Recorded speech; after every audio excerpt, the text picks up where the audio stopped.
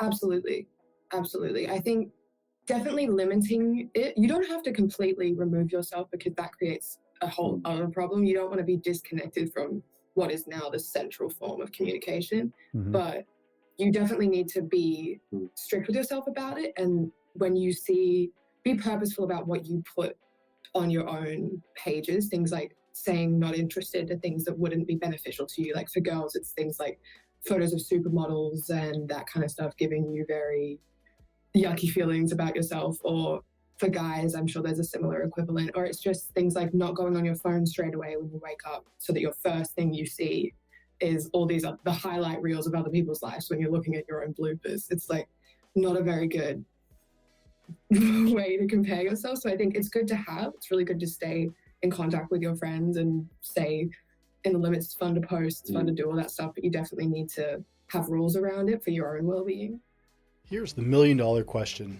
How do men like us reach our full potential and grow into the men we dream of being while taking care of our responsibilities, working, being good husbands, fathers, and still take care of ourselves? That's the question, and this podcast will help you with those answers. My name is Brent, and welcome to the Fallible Man Podcast. Welcome to the Fallible Man Podcast, your home for all things man, husband, and father. Big shout out to Fallible Nation, and welcome to our first-time listeners. My name is Brent, and today I have a very special show for you. Peter and Belle Anthony are bringing you a Christmas present just a little bit early to this year. Peter, Belle, welcome to the show. Hi. Hi, thanks, Brent. Now, you guys are joining me from the other side of the world from me. You guys are in beautiful Australia this morning, or in your case, this morning. Yeah. We're in the future. We're in the future. We're talking to you from Sydney, Australia. From Sydney, Australia. Okay. I like to ask my guests because I've gotten to work with a few of your fellow Australians, and so I seem to be mostly along that coastline with you guys. Yeah, we're on if your listeners know Sydney, we're on the northern beaches of Sydney, so you can imagine Sydney Harbour and the Harbour Bridge, and if you go north, there's a series of around 9 beautiful beaches right on the coast, so that's where we live. Beautiful, beautiful. Yeah. The Sunshine Coast is a little farther north, right? Yeah, it is. Yeah, just above us. Yeah, just above us. One of our good friends, Aaron Young, is up on the Sunshine Coast. Aaron and I have collaborated a couple times. So yeah, it's been fun. I always love talking to our brothers and sisters in Australia because this is just cool. The fact that we can connect from across the world is just awesome. Yeah, it is very cool. It's very cool. I think that's one of the beauties of technology, to be able to connect with people anywhere in the world and see them and talk to them as if they're in the room right in front of you.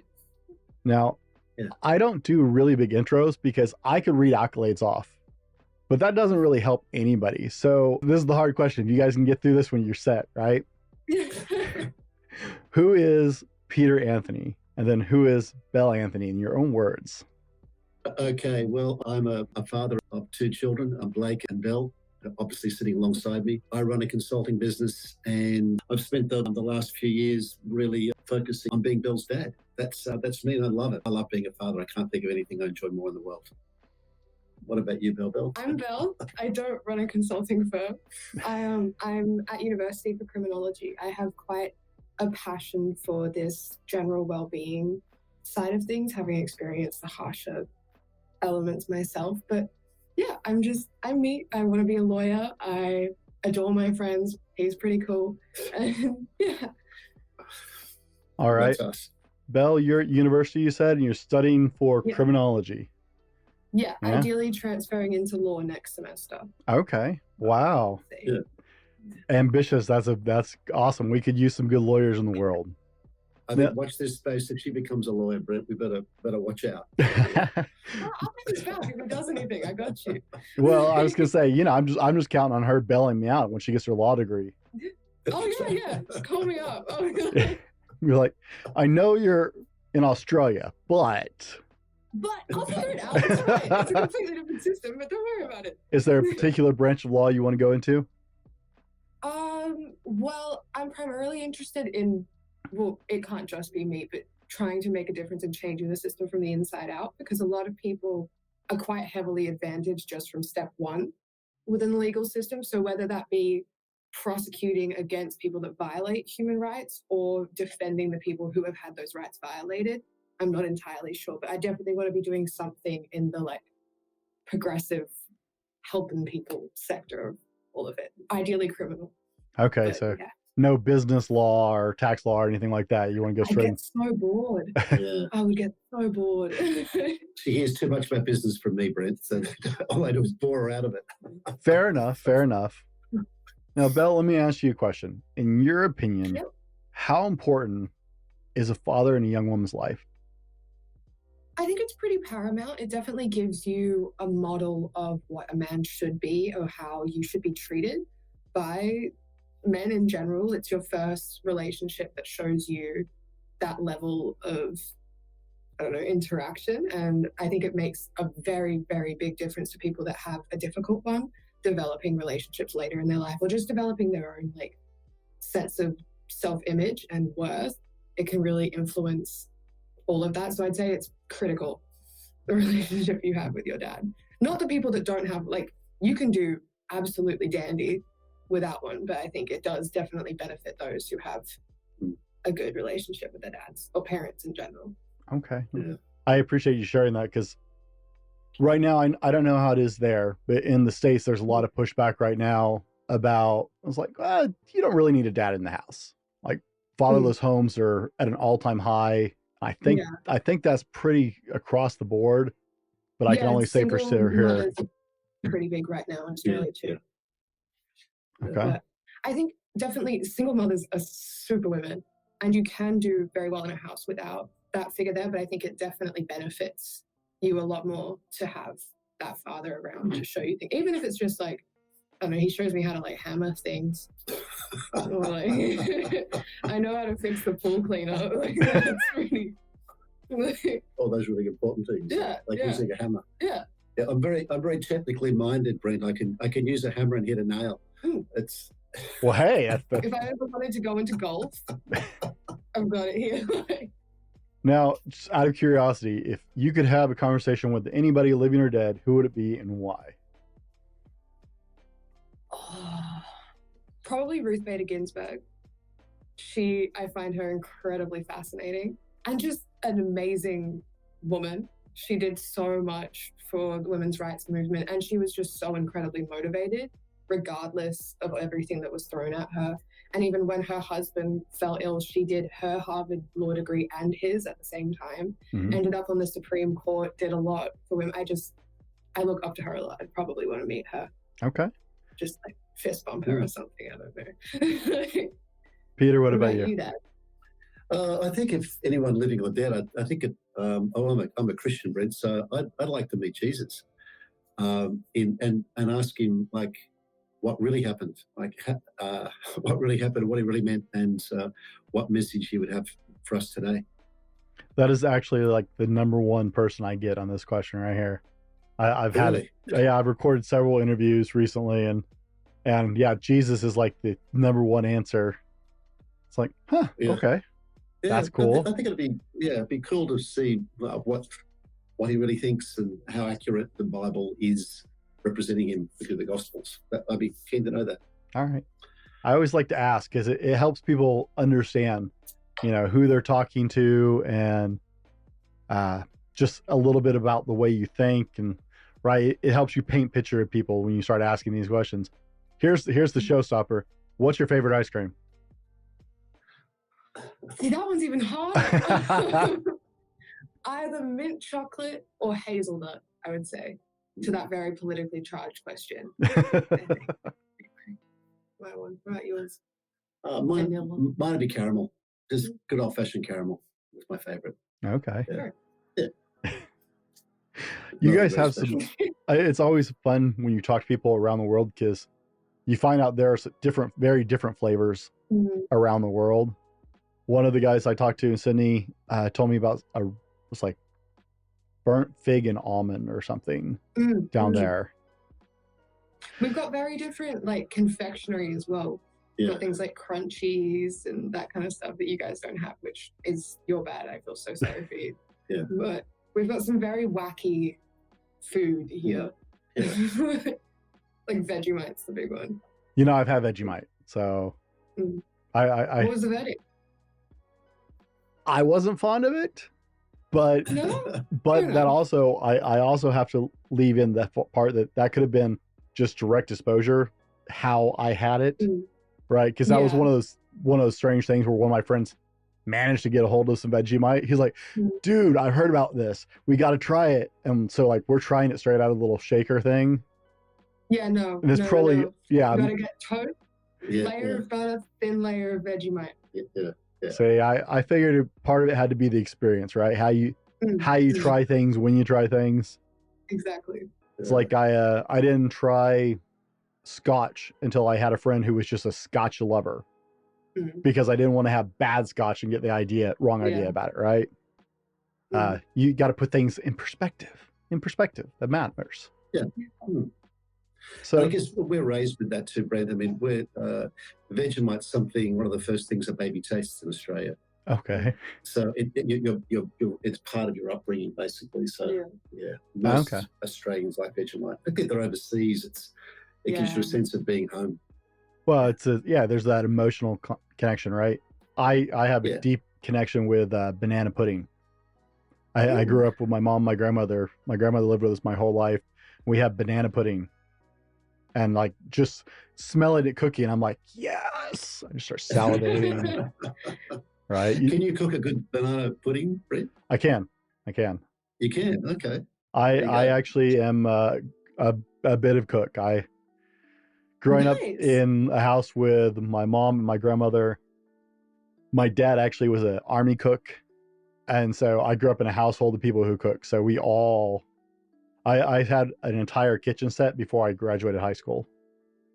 That's Like really cool. when I moved out, my mom had to buy some stuff because she was using some of my spatulas and stuff like that. Wow. So I'm Respect. Very that's one Yeah. of those things I do for stress relief. Mm. So I'll cook Yeah. big meals. My wife used to come home and be like, "Oh, you had a rough day," because there'd be like a 6-course dinner cooking. Like you cooked for an entire family. Yeah. Are you all right? It was a bad day at work today, huh? Okay. So yeah, that's banana pudding was just something, man, we're there. So yeah, I get the emotional connection for sure. Now Mm. we'll get a little more serious here. Belle, you had an experience that impacted your life in a pretty traumatic way. Yeah. Now we don't have to go too deep into it, but let me ask you guys, what was your relationship like before that? Before that event, yeah. What was y'all's father-daughter relationship like before that? We definitely weren't too close for a while. We got quite disconnected just throughout, I don't know, growing up.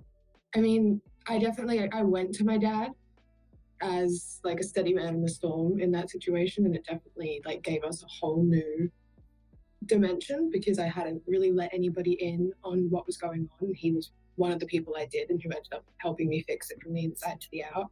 But beforehand, we definitely were a little, like, much more distant than we are now. Yeah. That's fair. Peter, I'd say.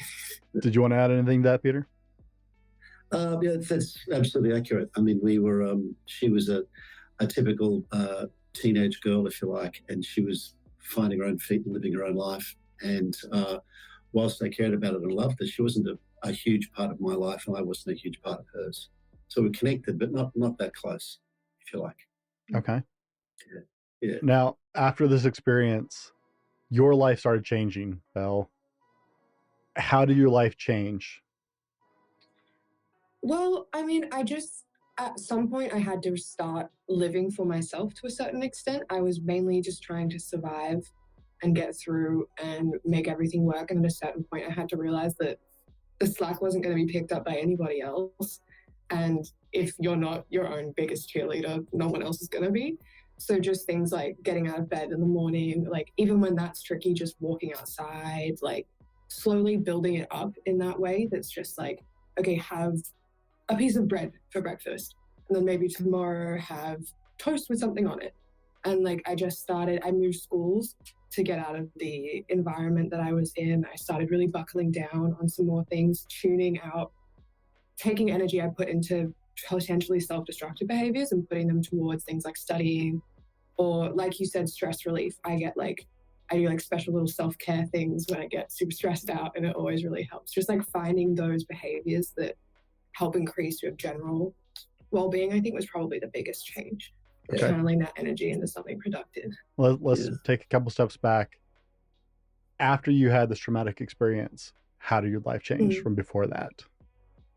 You started behaving differently, Didn't or do anything. just shut down? I spent a lot of time in bed.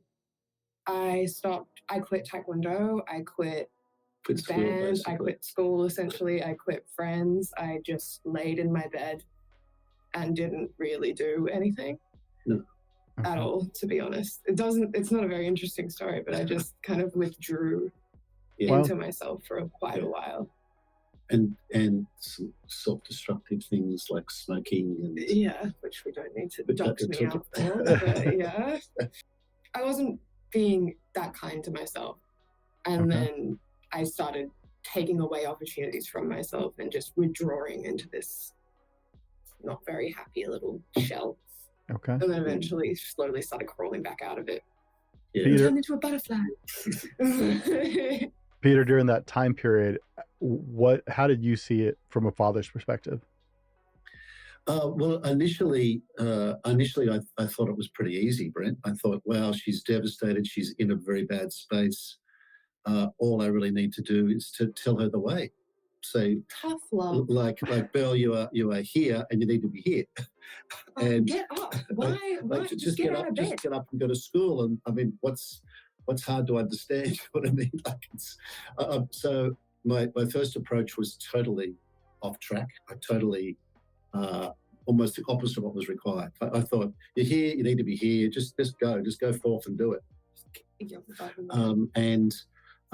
And I also thought it was very much about me loving Belle and showing how much I loved her. And I was wrong on both counts, completely wrong, way off track. I needed to really work with Belle or help Belle take those tiny steps, like just getting up out of bed in the morning before, say, midday, and then making it a little bit earlier, beginning to eat well or eat better, and just gradually, we're talking over many, many months, this was 6 months or more, or almost a year, gradually just help her take those steps and also help her feel better about herself, have more self-care, more self-love, because she didn't love it, or I didn't think she loved herself, or it wasn't really caring about herself at that time. And that was quite a long time. That was maybe... It was even small things, like I was super intimidated by driving. I'm an inherently anxious person, and that idea of being on the road scared me quite a lot. And so we started going out for 10 minutes at night up on the head near our house. We started making it 20 minutes, 30 minutes, started maybe getting closer to the main road, started doing it in the afternoon, started like building it up to the point that I got on the freeway. But it was just baby steps. Yeah, very small steps. Yeah, we used to drive around the headland near where we live in the dark, like at about 9 o'clock at night, where there was no cars, like a huge car park with no cars in it, at the headland, just driving around. And then gradually getting a bit faster and introducing cars. I went at 20 k's an hour for about a year. And gradually got faster. It was real baby steps, and then building on those, and that's one of the big things I learned, that it's not about taking massive action or doing something huge. In our case, that wasn't going to work. It was identifying those small things as keeping them as like a stepping stone, if you like, to moving forward. Okay. Yeah. Now, guys, we're spending a little time getting to know Peter and Belle so far. In the second half of the show, we're going to get into how this all changed and what it means now. And you guys, you need to stay with us, because this is an incredible story about a father and his daughter. And there's a reason this is a Christmas show, guys. You're going to love this. This is a beautiful present. You guys are going to dig this. We're going to roll our sponsors, and we will be right back with more from Peter and Belle. How well do you sleep at night? Do you toss and turn and wake up more tired than when you went to bed? Sleep is commonly one of the critical elements people fall short on in their life. The quality of sleep you get directly affects your ability to control your weight, your ability to add muscle, your stress levels, and your everyday job and life performance. If you're ready to move to the next level, then sleep has to be part of the plan. Check out our friends at ghostbed.com if you're ready to get your best sleep. I love my ghost bed. I've been sleeping on one for a couple of years. and has made a huge difference in how I sleep, hit ghostbed.com and use the code TheFallibleMan30 to get 30% off your order and start getting better night's sleep tomorrow. Now, let's go on to the show. And we're back. We're here with Peter and Belle discussing what every child needs to hear from their father, especially young girls. Now, let me ask you guys, how impacting is a father's love and support in the self-esteem of a young woman?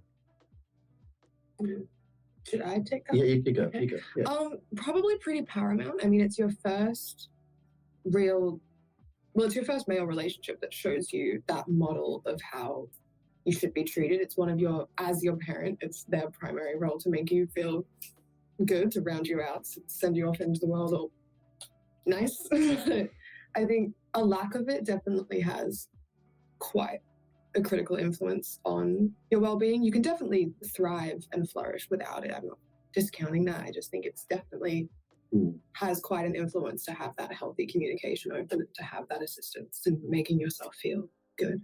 Yeah. What about you? Yeah, absolutely. I think, like most dads, you don't really have a dad playbook. So you're trying your best to love them the best you possibly can. And then as they grow up, you're facing different sorts of challenges. And it's the most challenging and the most rewarding role at the same time. I think dads of daughters, it's a bit trickier than dads with sons, because I think boys are a little bit more straightforward. But that's my experience anyway. As a boy. Yeah. As a boy. I have two little ones. I have a 10-year-old and an 8-year-old right now. Two girls. Yeah. That are just Two girls. Okay. my heart and soul. Yeah. I love having that time. I'm dreading the day when they hit the teenage phase and they don't come running to the door, Daddy, when I get home. I'm dreading that day. Yeah, we 180 on that. Oh, good. So it can come back around. Okay. Right now it has. they're young enough. I'm still Superman, so I'm loving this part of their life, right? But I think you hit it on the head, Peter. There's no playbook for moms, right? We all try and learn from our parents, but it's amazing. Even if you have great parents, right? I was blessed with very good parents, but becoming a parent, you're like, how did they do this? How did they not kill us all? You can mold your whole own person, right? And I think it's trickier now too, Brent, because I mean, I was fortunate enough to have two great parents.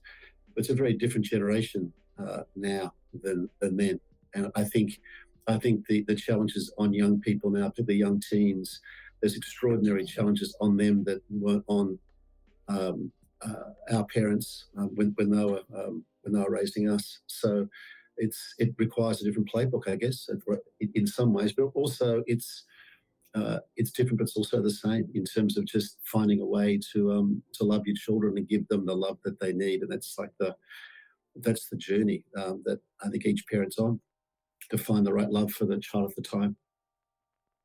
I definitely agree. It is a very different world. I'm 42. I'm feeling old now. I'm 42, and like just watching my children, it's like the world is so much different than I tease them because I had, one of the first modern cell phones. I was 19 when it came out. Now my 10-year-old wants her own cell phone. I'm like, no, excuse me, what? No. Yeah. Who are you calling? Yeah. Who are you going to call? Yeah, why do you need to talk to? It's like Google, and it's social media. It's all the apps and all the YouTube internet they've got access to. It's a very different world for them, and it's a lot more challenging for them. I remember you gave me my first phone when I was in year 6, which would be, you guys have different metrics, but I was about 12. Okay. I got one of those slide up phones just for like when I was on the bus coming home from school or whatever, and I thought I was the coolest kid in town. I have a little slide up phone. I'd be like, I have a keyboard. Do you have a keyboard? I don't think so. Yeah, no, it's just funny to watch the changes, right, that you have to deal with. I think a lot of our young people's problems can now follow them home where it couldn't before, right? When I was growing up, anything that's happening, like being bullied at school, or any disagreement you have with friends, or anything you're worried about boys, or like whatever it is, you can't leave and go and do your own life. It exists. It permeates throughout your entire life. It's right before you go to bed, right when you wake up, which makes a lot of exacerbates, doesn't create a lot of mental health issues that come around, especially within the context of high school. Mm-hmm. You can't leave and get away from whatever was happening. It's around all the time. Yeah.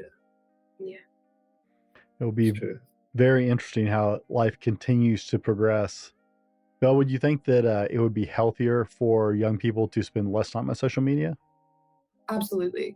I think definitely limiting it. You don't have to completely remove yourself, because that creates a whole other problem. You don't want to be disconnected from what is now the central form of communication, but you definitely need to be strict with yourself about it. And when you be purposeful about what you put on your own pages, things like saying not interested to things that wouldn't be beneficial to you. Like for girls, it's things like photos of supermodels and that kind of stuff, giving you very yucky feelings about yourself. Or for guys, I'm sure there's a similar equivalent. Or it's just things like not going on your phone straight away when you wake up, so that your first thing you see is all these the highlight reels of other people's lives when you're looking at your own bloopers. It's not a very good way to compare yourself. So I think it's good to have. It's really good to stay in contact with your friends and stay in the limits. It's fun to post, it's fun to do all that stuff, but you definitely need to have rules around it for your own well-being.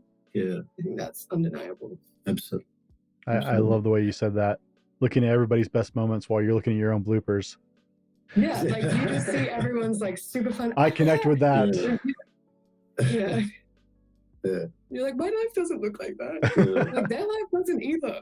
I recommend that to adults too. I mean, I recommend to adults I talk to all the time is take an hour or two before you touch your electronics when you get up. Yeah. Start your day here, present here, not present here.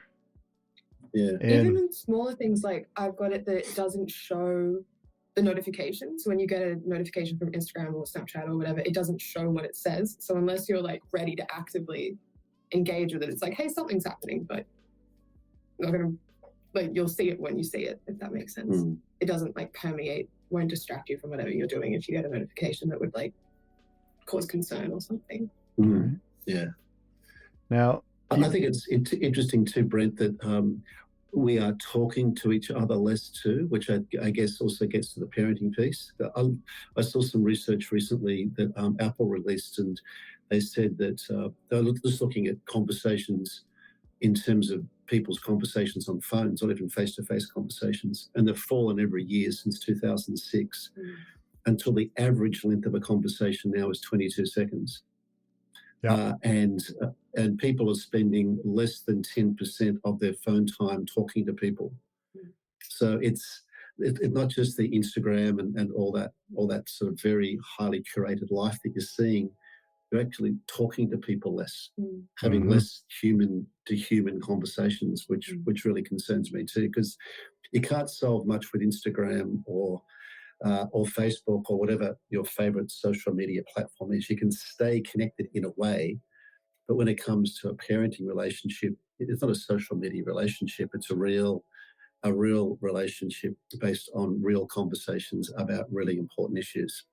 I think as well, we've created this model of social media and social interaction, which is meant to progress the way that we communicate with each other, but it's actually made us more disconnected than we ever have been, which creates a lot more loneliness in a lot of the younger generation, where in a sense that you have more opportunity to talk to people, you're constantly talking to people, but you don't get the same human connection that fulfills you in that way. So you just get left with this kind of empty, oh my God, love your photo queen, instead of actual friendships and interactions. Real conversations. The first time one of my friends. And usually, sorry, go ahead. So you go, Brent. I was just going to say, when you're in a genuine friendship with somebody or a genuine relationship with somebody, it's not an Instagram highly curated reel that you're talking to. You're talking to a real person, usually about real issues, concerns, fears, problems that you'll never see on a social media post. That's the real relationship. That's not the social media relationship. It's almost the opposite. In the same way that it can become, even not just in one-on-one interactions, in the way that we interact on the internet in general is very just we've created two extremes of opinion. There's no ground for a middle. There's no, people will be on one side of an argument, people will be on the other, and they will be disgusting to each other. There's no room for constructive growth or any form of real dialogue. It just comes down to who wore the best dress at the Met Gala, and if I think her dress is ugly, I'm going to send her death threats. Like, it just turns into this really disgusting manifestation of our worst traits instead of being real constructive dialogue with other people that helps you progress to be an even better individual. I think it's overall very destructive. Definitely necessary in some aspects and helps you in a lot of ways, like networking, staying in contact with people, but it can be incredibly destructive if left unchecked. Absolutely.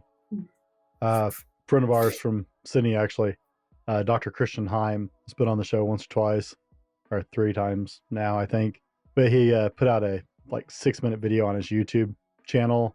Really well done video talking about the actual neurological and physiological impacts of prolonged media exposure, social media exposure on the brain itself and what it's doing to our brains.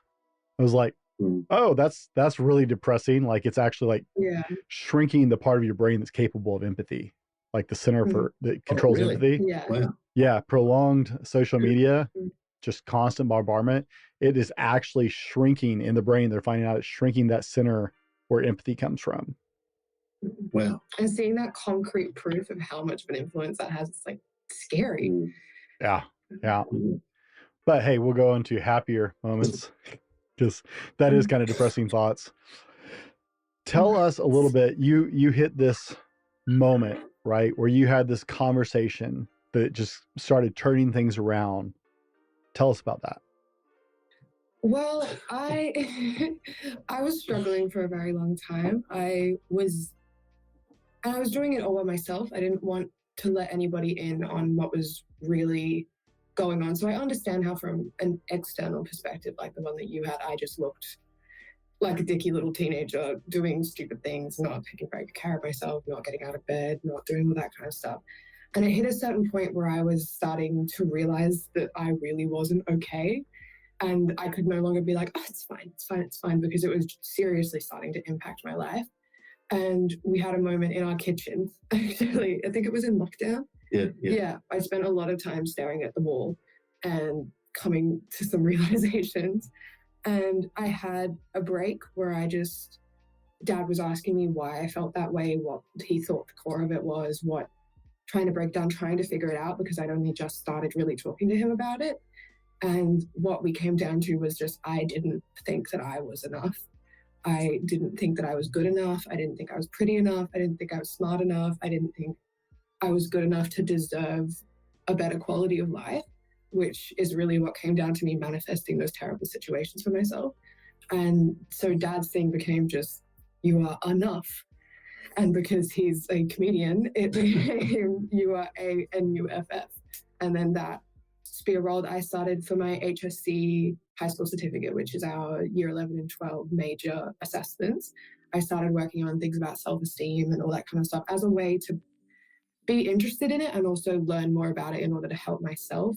And we came across a lot of different things. We started doing, oh, maybe we should do t-shirts, maybe we should do this You're Enough thing. And it just turned into this really beautiful product together that ended up helping me be a lot kinder to myself, realizing that what I was telling other people to do and what I was saying, what I was preaching about self-love and self-worth was something that I equally deserved to listen to and equally deserved to add to my life. And I think it was, definitely something very constructive.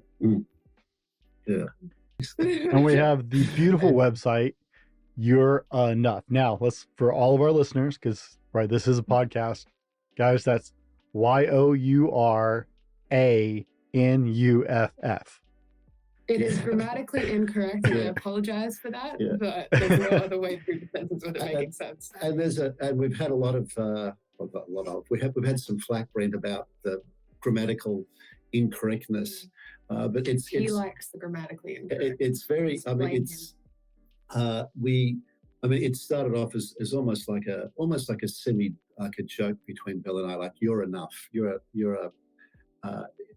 as Belle was saying, big enough, strong enough, smart enough to deal with this. And then we thought, we started sharing that with other people, that idea, that thought, and they said, that's a really great message for people, really great message, not just for young women, but for people in general, for parents, for teenage boys, for teenage girls. And we thought, people said, you guys should make some T-shirts with that on it. And we thought, who's going to buy a T-shirt with enough on it? I mean, I'm thinking. Some people. Anyway, I was the angel investor. I got 100 T-shirts made by a local printer. And I just put a simple Facebook post with our story and the enough, and they sold in a day. There's one bang, they disappeared. I'm thinking, wow, this is really exciting, really crazy. And it was interesting how the story of the business, or the story of that idea becoming a business, if you like, Belle's business, was the story of her rebuilding her life.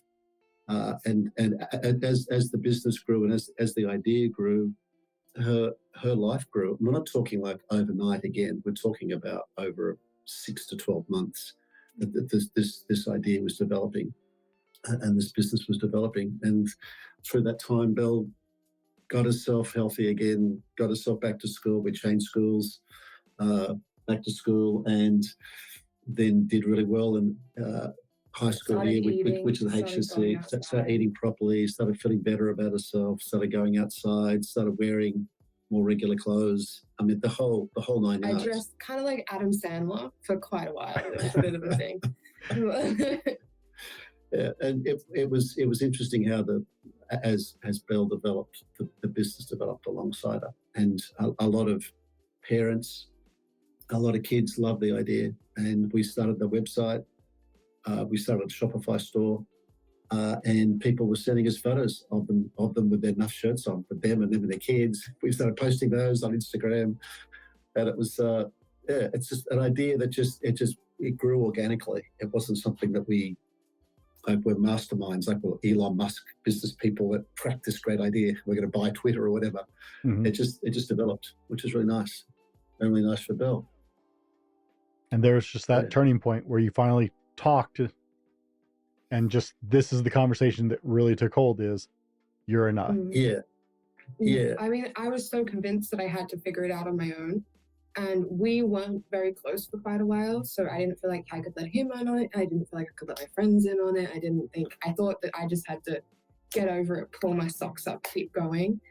And it's actually that final step in asking for help, or not even asking, just saying that you are struggling and saying that there is something seriously wrong that you need to address, is such a scary step to take. And once you do it, it just improves your life tenfold. Yeah. I think what happens, well, what I realized happens too, is that Belle had, from my perspective, had basically lost trust in the world, lost trust in everybody pretty much. And it's a bit tricky to get in and try and help your daughter or your son or whoever you're caring for trust you enough to rely on you to help make that next step. So, and the other thing I learned was that it's not about how much you love them. It's a matter of how much love they can feel for themselves, and helping them feel that. And something like this business helped Belle feel like she could do something worthwhile. She could do something good for the world, if you like. And that was part of her remedy, if you like, or part of what helped make her get back on track. Yeah. Well, so it's easy in retrospect. It's easy in retrospect, Brett. Back then, it wasn't. It wasn't a dream ride at all. We had a lot of. Coming from you, are you kidding? I had the hard bit. We had a lot of very strong yelling, screaming conversation. It wasn't like, oh wow, we woke up one morning, thought you're enough, and everything just magically, the sun rose and birds started chirping in the sky, rainbows came out. It wasn't like that. It was tricky. But we realised we're on the right track. And you think we know it's hard, but we know now we're on the right track, and we're going to get out of this, which is really cool. And I'm so awesomely proud of her. Being at her HSC graduation, watching her graduate and get her HSC, knowing what she'd been through, was just unforgettable experience. I can't say how proud I was that she managed to do that. It was very cool. Yeah. For all of you guys listening to the audio, you need to watch the video on this one too. Just saying, it'll be on YouTube. You need to watch the video too. Yeah. Belle's The very little facial expressive. expressions in the background. Yeah. Belle's very expressive in the background as her father talks. Yeah. Yeah. Now, you're working through university. We talked a little bit during the break. The next steps for Enough is continued expansion. You're gonna take this bigger. Absolutely, yeah. Originally, it was just people around us in the northern beaches. We used to just. Oh, sorry, it's a question for you, was it? It's questions for y'all. So Rudely interrupted. We are planning on expanding. That's the next step. I mean, we've done pretty well within the Sydney community. We've branched out now to places like Gosford and further, which makes no sense to you.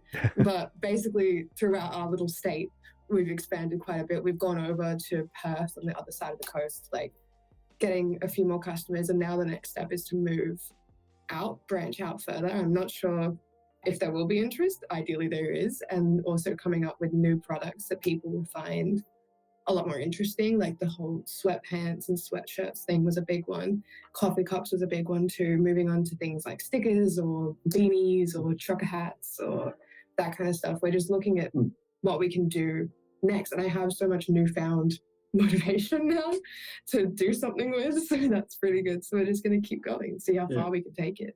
Yeah. But, yeah, we've had small sales, like the UK and the US, like the individual sales, and neither Belle or I know anything about like websites or Shopify or like print on demand. So it's a hugely steep learning curve for us. Every step is a big one because I'm not technically minded at all, nor is Belle. So we're learning. We're learning about all this, and it just seems like the business or the message has its own momentum, Brent. It just has its own energy, its own momentum, and we're not like pushing it.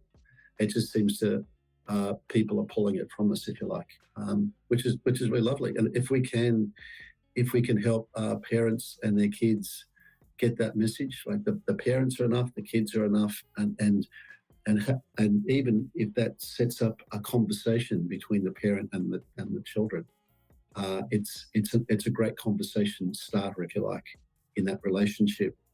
Like, why are you enough? How are you enough in your life? and also just that conversation about self-worth as well, because before I really opened to my dad, he had no understanding of like those mental health difficulties or those experiences of self-dislike and all that kind of stuff. He wasn't fully really aware, or really certainly not aware that I was experiencing it, but also unaware of really the nuances of it, where it comes from. He had very much an attitude of like, pull your socks up, just be happy.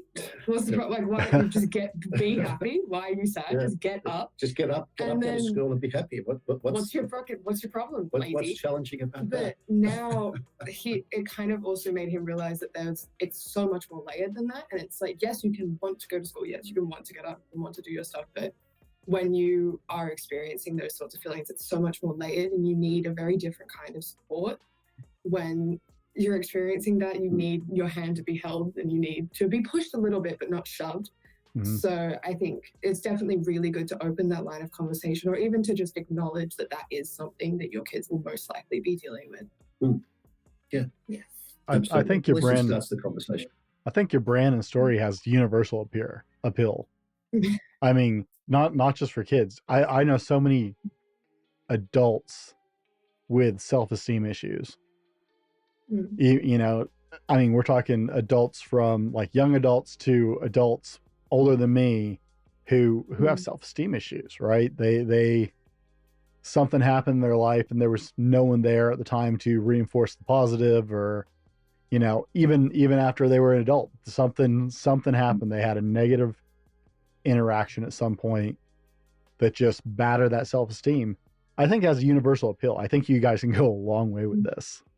Yeah. Well, It's definitely not just something that like young girls deal with. It's definitely a very universal thing, especially as well. I want to expand that conversation further into guys as well, because even though the conversation is already very stigmatized, it's a lot more open around women. There's a lot more, you need to love yourself, queen, you go put on that dress, buy yourself some flowers. Very like, the conversation's very open, but guys I don't know, I'm not a guy, probably not me, but it's just like the conversation isn't as open, and discussions of things like self-worth and self-esteem and how you feel about yourself and mental health are far more stigmatized for guys. And I think we've been donating to young women, Batir, that sort of stuff. But I think it's also, I would really like to branch into whether it's just young men or older men as well, and just talking about how it is okay to talk about mental health, whether it's good or bad, to mention that certain things bothered you, or you were upset by something, or you just having that open dialogue, I think will be really important in the future. Yeah. I agree. Yeah, that's something. Yeah, the message for the young boys too, because from what I can tell is it's a bit trickier now for a young boy to understand what being masculine is, because there was old school like toxic masculinity, which has understandably been replaced or been called out, if you like. And a lot of young men aren't sure what it means to be male, or what it means to be enough as a young male too. We've been focusing 100% on young women, and most of our customers aren't young women; they're parents. They're parents of young people. That want that message themselves, as you're saying. A lot of adults feel that way, and also to help them buying for their children too. So I think you're right. It's a universal message for us all. You know what toxic masculinity is now. I'm so proud. We had this conversation. I've been educating him. Oh, see, that's a whole nother can of worms right there, because I'll debate that one till the day I die. My own little baby bird leave the nest. Yeah, I've been getting very well educated on toxic masculinity and the male hierarchy and all that stuff. Yeah. Okay, clearly hasn't been listening. Yeah. Oh my goodness. Yeah, I was gonna say you're on the right show for that. We're having that debate all the time. Yeah, you guys are focused on young women. I'm focused on men, changing that conversation for men. But I talk to a lot of other men in this sphere, and not a single man defines masculinity the same way. No, yeah. And so similarly, though, a lot of women perceive femininity differently. So it's like it's kind of, it's not one size fits all when it comes to it. It's not. It's not. And I think that enough message will articulate differently depending upon who's receiving it. Like it'll have different applications. I'm thinking it more as a reminder, but also just a conversation starter. People to say, hey, it's not telling you something; it's just reminding you about something, or getting you to start that conversation with somebody. Because if somebody, whether they're an adult or a teen, a male or a female, I think we've all got issues around self-esteem and what being a male or a female is. And if we can help people start that conversation in a healthy way to say, hey, you're enough, or how are you enough, or how you're feeling not enough today, it can just start the conversation.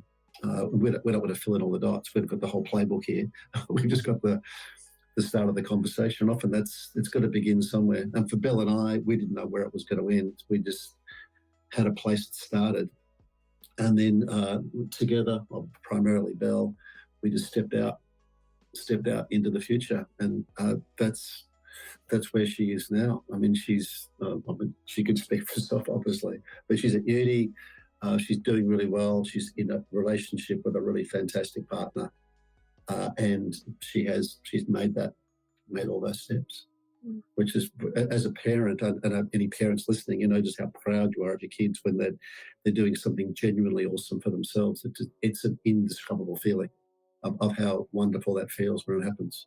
I love that you're pursuing your education and your mission all side by side. Just I'm gonna do it all. It was always something I always wanted to do. Law, it was always the big dream, and I talked myself out of it because I was just like, no, you can't do that. Like, no, like you should pick something else, pick something easier, be like a dental assistant or something. Like, just do something else. Not that their job they have to do a lot, but like, just pick something else. You can't do that. Pick something else. And then at a certain point, I was like, no, actually, you can.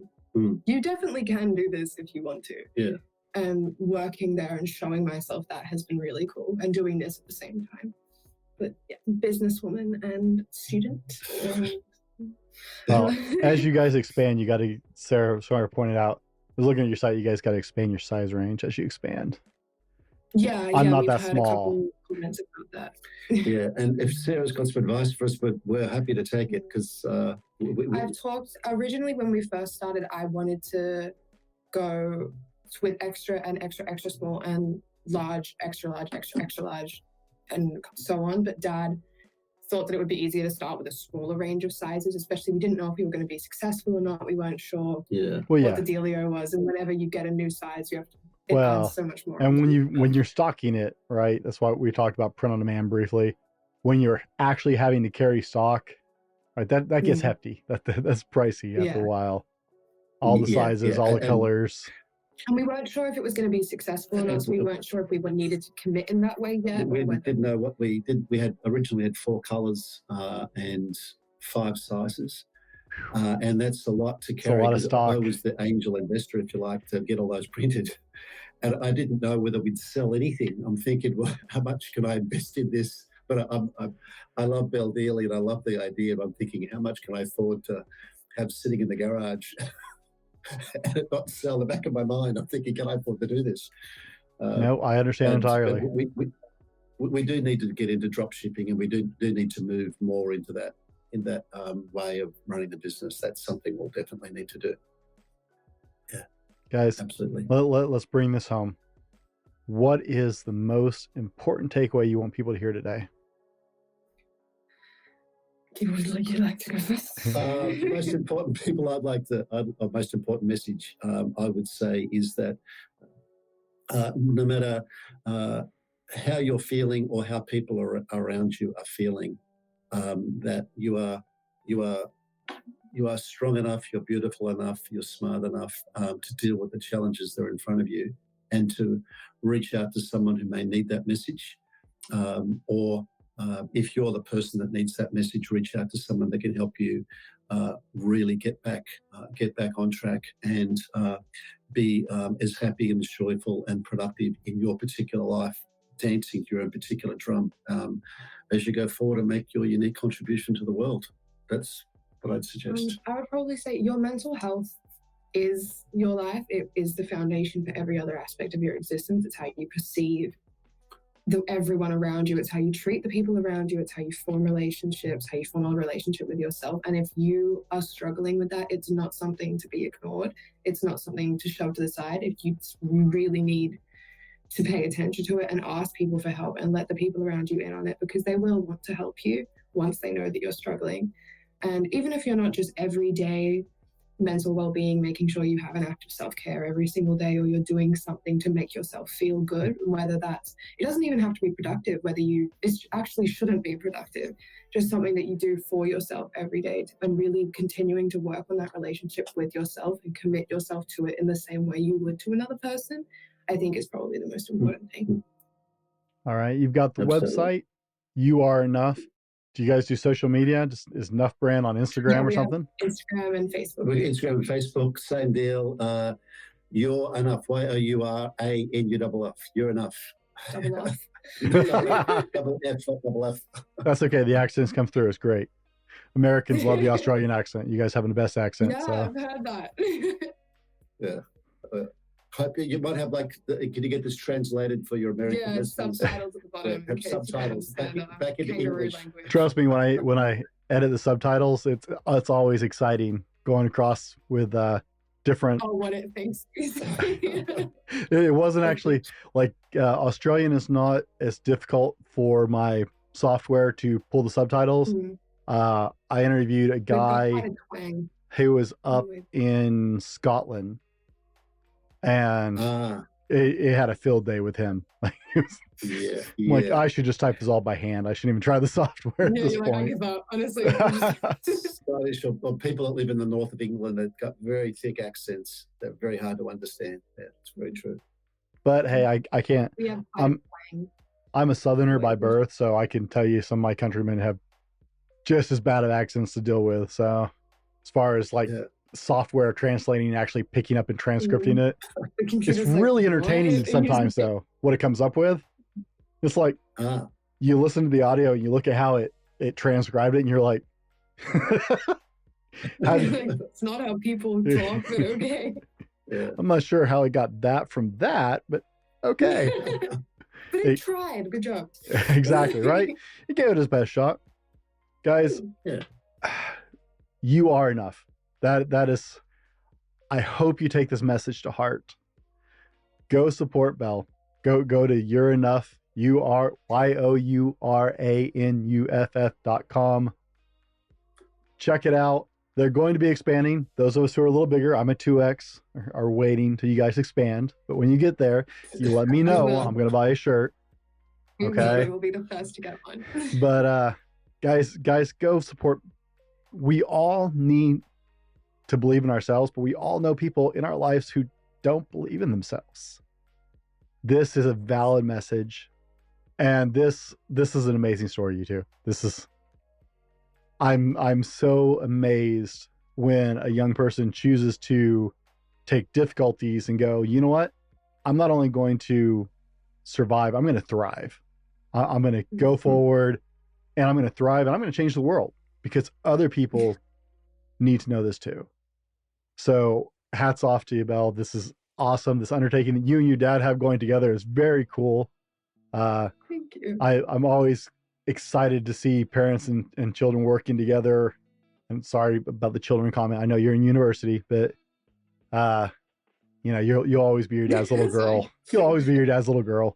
I told my daughters that all the time. It's like, yeah, when you're 45, you're still going to be my baby. It's just how it is. But thank you for taking the time to share your story with our audience. Guys, Merry Christmas. I hope this story warms your heart as much as it does mine. As always, be better tomorrow because of what you do today, and we'll see you on the next one. This has been the Fallible Man Podcast, your home for everything man, husband, and father. Be sure to subscribe so you don't miss a show. Head over to www.thefallibleman.com for more content and get your own Fallible Man gear.